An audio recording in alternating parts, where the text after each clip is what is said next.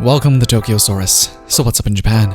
So there's been a pretty big uproar with the recent reveal at E3 for Pokemon Sword and Shield, where the producer Junichi Masuda announced that only Pokemon present in the new Galar region Pokedex can be imported into the new Pokemon Sword and Shield games. So for all the Pokemon that many of us stored in Pokemon Bank, or for the replacement Pokemon Home, which was made to basically be a service to collect all of your Pokemon from previous games into one place, now it is confirmed that only a select number will be available to be transferred onto the new Pokemon Switch games. This obviously has upset many people, as I'm sure many of us will have Pokemon we really like that will now be excluded in the upcoming main series games. This has gotten a huge response both in the West as well as in Japan, where Pokemon fans are equally disappointed in the latest reveal. But many people just wanted to know how many and exactly which Pokemon are getting cut from the list, and which Pokemon gets to stick around in the next generation of Pokemon games. But there's a little more to this situation than what meets the eye at first. So let's go through exactly what happened at the Treehouse event that started this whole uproar. Now this whole thing was announced during the Masuda interview in the Nintendo Treehouse video, where there was a live translator who was translating what Masuda was saying in Japanese to the audience. The translator basically said what this means for Pokemon Sword and Shield is that the players will be able to transfer their Pokemon from Pokemon Home only if they appear in the Galar region Pokedex.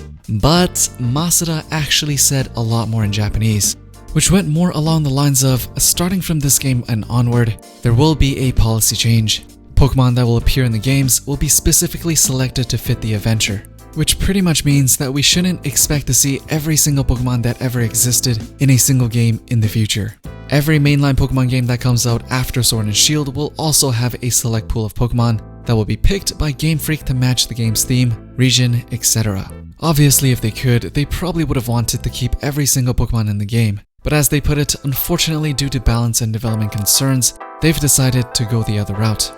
But the weird part of it all is that they just recently announced the paid service Pokemon Home, which is sort of like a hub to transfer all of your Pokemon from previous games, which also allows you to trade on iOS and Android, as well as on the Nintendo Switch. And so, if they just announced a place to put all of these Pokemon which people are expecting to use in order to transfer them to Pokemon Sword and Shield, and then a few weeks later they tell us we can only transfer a select few, this brings me to wonder if it was a last-minute decision maybe forced by the higher-ups to rush a 2019 release date rather than a development choice.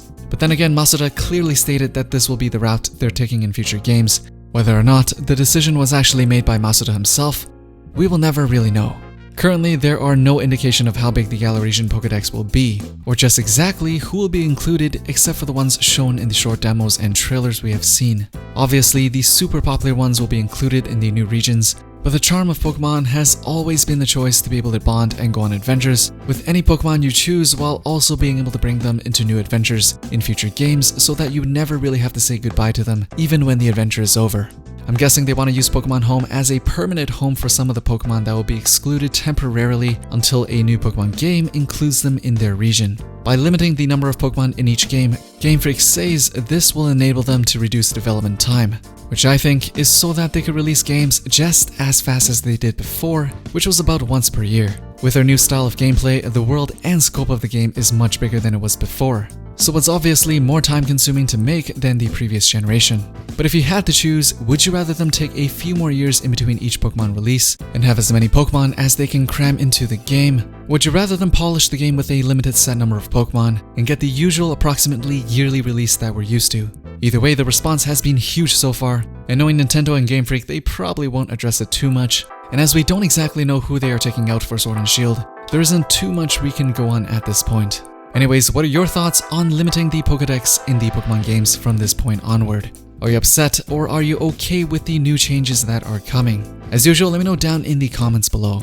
Thumbs up the video if you liked it, and I'll see you guys in the next one.